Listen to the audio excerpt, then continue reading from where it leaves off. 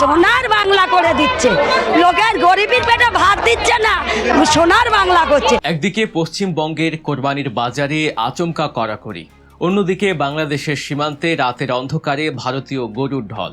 রাজনীতির মার প্যাঁচে পড়ে পথে বসার উপক্রম দুই দেশেরই লাখ লাখ খামারির। পশ্চিমবঙ্গে হিন্দু খামারিরা কাঁদছেন নিজেদের পালিত গরু বিক্রি করতে না পেরে, আর বাংলাদেশের খামারিরা দিশেহারা ভারতীয় গরুর আগ্রাসনে। কোরবানির ঈদকে সামনে রেখে এ কেমন সর্বনাশা খেলা চলছে দুই বাংলার সীমান্তে? গরুর হাটের এই বিশাল অর্থনীতির নিয়ন্ত্রণ আসলে কার হাতে? পশ্চিমবঙ্গ সরকার কোরবানির ঈদের ঠিক আগে গবাদি পশু জবাই নিয়ে নতুন করে কঠোর অবস্থান নিয়েছে। সরকার বলছে এটি কোনো নতুন আইন নয়, বরং বহু পুরনো একটি আইন কার্যকর করার উদ্যোগ। 1950 সালের পশু জবাই নিয়ন্ত্রণ আইনকে সামনে এনে নতুন নির্দেশনা দেওয়া হয়েছে। এই নির্দেশনায় পরিষ্কার বলা হয়েছে, প্রশাসনিক অনুমোদন ছাড়া কোনোভাবেই পশু জবাই করা যাবে না। সরকারি পশু চিকিৎসকের ছাড়পত্র লাগবে, পশুর বয়স পরীক্ষা করতে হবে এবং কোনো অবস্থাতেই গর্ভবতী পশু জবাই করা যাবে না। এমনকি অনুমোদিত কসাইখানা ছাড়া যত্রতত্র পশু জবাই করলে জরিমানা ও কারাদণ্ডের বিধানও রাখা হয়েছে। সরকারি ভাষায় এটি জনস্বাস্থ্য, পশু সম্পদ সংরক্ষণ এবং আইন শৃঙ্খলা রক্ষার বিষয় হলেও বিশ্লেষক ও সমালোচকরা বলছেন অন্য কথা। তাদের মতে এটি পুরোপুরি একটি রাজনৈতিক সিদ্ধান্ত। কোরবানির ঠিক আগে এই আইন কঠোরভাবে প্রয়োগের সিদ্ধান্তে মুসলিম সম্প্রদায়ের মধ্যে যেমন অনিশ্চয়তা তৈরি হয়েছে, তেমনি সবচেয়ে বড় ক্ষতির মুখে পড়েছেন খোদ হিন্দু খামারিরা। ভারতের বিভিন্ন বিজেপি শাসিত রাজ্যে গত এক দশকে গরু ও গরুর মাংসকে কেন্দ্র করে রাজনীতি প্রবল আকার ধারণ করেছে। উত্তরপ্রদেশ, গুজরাট, মধ্যপ্রদেশ বা হরিয়ানার মতো রাজ্যগুলোতে গরু পরিবহন বা জবাইয়ের অভিযোগে চরম সহিংসতার ঘটনাও ঘটেছে। পশ্চিমবঙ্গ এতদিন তুলনামূলকভাবে উদার খাদ্য সংস্কৃতির রাজ্য হিসেবেই পরিচিত ছিল। কলকাতার নিউ মার্কেট থেকে শুরু করে জেলা শহরগুলোতে গরুর মাংস ছিল সহজলভ্য, কিন্তু সাম্প্রতিক রাজনৈতিক পালাবদলের পর পরিস্থিতি পাল্টাতে শুরু করেছে। নির্বাচনের পর বিজেপি অভিযোগ তোলে তৃণমূল কংগ্রেস মুসলমানদের তোষণ করছে। এর বিপরীতে হিন্দু ভোট একত্রিত করার কৌশল হিসেবে ধর্মীয় প্রতীকগুলোকে সামনে আনা হয়, যার অন্যতম প্রধান হাতিয়ার এই গরু। বিশ্লেষকরা মনে করছেন, আইন প্রয়োগের এই কড়াকড়ির পেছনে প্রশাসনিক যুক্তির চেয়ে ভোট ব্যাংকের হিসাব নিকাশি বেশি কাজ করছে। রাজনীতির ভাষায় একে মেরুকরণের রাজনীতি বলা হলেও এর সবচেয়ে বড় অর্থনৈতিক ধাক্কাটা খাচ্ছেন তৃণমূলের হিন্দু খামারিরা। পশ্চিমবঙ্গে ব্যবসায়িক ভিত্তিতে গরু পালনকারী মানুষের একটি বিশাল অংশ হিন্দু সম্প্রদায়ের। তারা বছরের পর বছর গরু পালন করেন, দুধ বিক্রি করেন এবং কোরবানির ঈদের সময় ভালো দাম পাওয়ার আশায় গরু বড় করেন। তাদের পুরো বছরের আয় নির্ভর করে এই কোরবানির মৌসুমের উপর। কিন্তু বর্তমান পরিস্থিতিতে হাটে ক্রেতা নেই বললেই চলে। কেন হাটে ক্রেতা নেই? এর প্রধান কারণ তিনটি। প্রথমত, আইনি অনিশ্চয়তা। ক্রেতারা ভাবছেন গরু কিনে নিয়ে যাওয়ার পর পুলিশ বা প্রশাসনের ঝামেলায় পড়বেন কিনা। দ্বিতীয়ত, পরিবহন ঝুঁকি। গরু নিয়ে যাওয়ার সময় পথে পুলিশের জিজ্ঞাসাবাদ, নথিপত্র তল্লাশি এবং গরুর গাড়ি আটকে রাখার ভয় কাজ করছে। তৃতীয়ত, সামাজিক উত্তেজনা।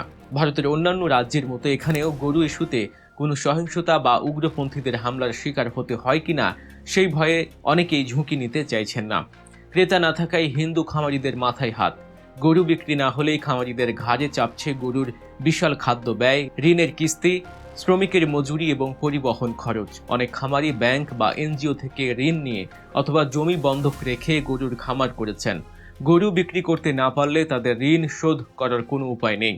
বাধ্য হয়ে অনেকেই খামার গুটিয়ে নেওয়ার কথা ভাবতে হচ্ছে।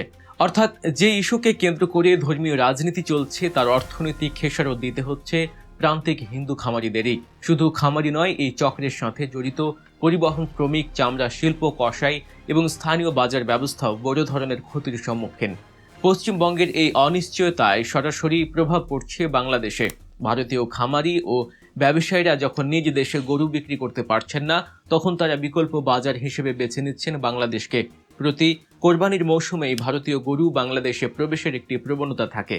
তবে এবার এই চাপ অনেক বেশি। ঠাকুরগাঁও, রাজশাহী সহ সীমান্তবর্তী এলাকাগুলোতে রাতের আধারে দলে দলে ভারতীয় গরু ঢুকছে। কোরবানির বিশাল চাহিদা, নগদ লেনদেন এবং দ্রুত বিক্রির সুযোগ থাকায় ভারতীয় গরু পাচারকারীদের কাছে বাংলাদেশ একটি অত্যন্ত আকর্ষণীয় বাজার।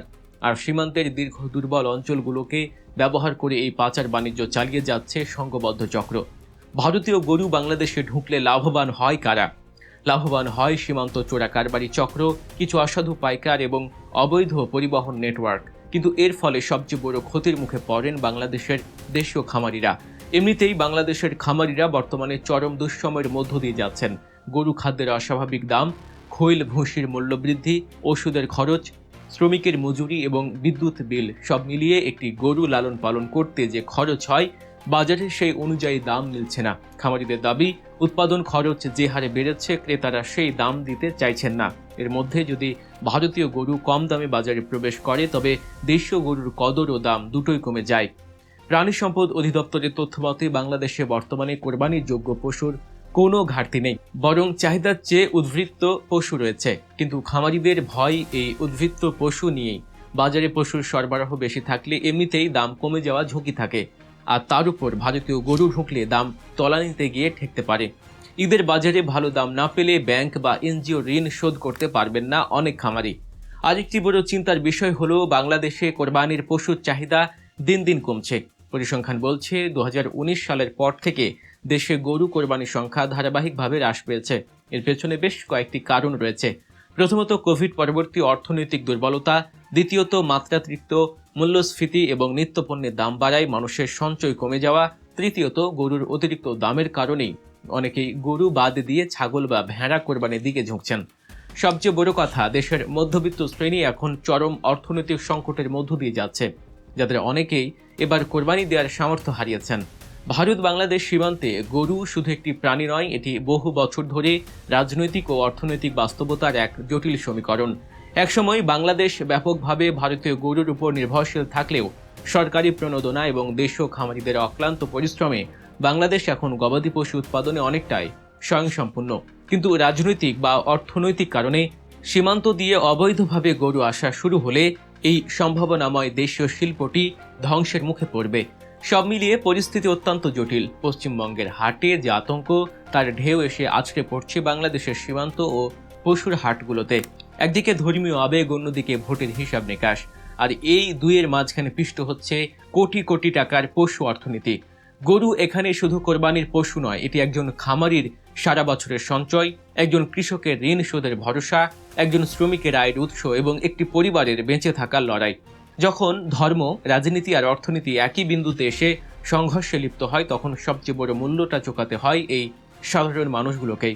বাংলাদেশ ও ভারতের নীতি নির্ধারকরা কি পারবেন রাজনীতির ঊর্ধ্বে উঠে এই বিশাল গ্রামীণ অর্থনীতি এবং লাখো খামারির জীবন বাঁচাতে, নাকি ভোটে রাজনীতির কাছেই বলি হবে দুই বাংলার সাধারণ খামারিদের স্বপ্ন?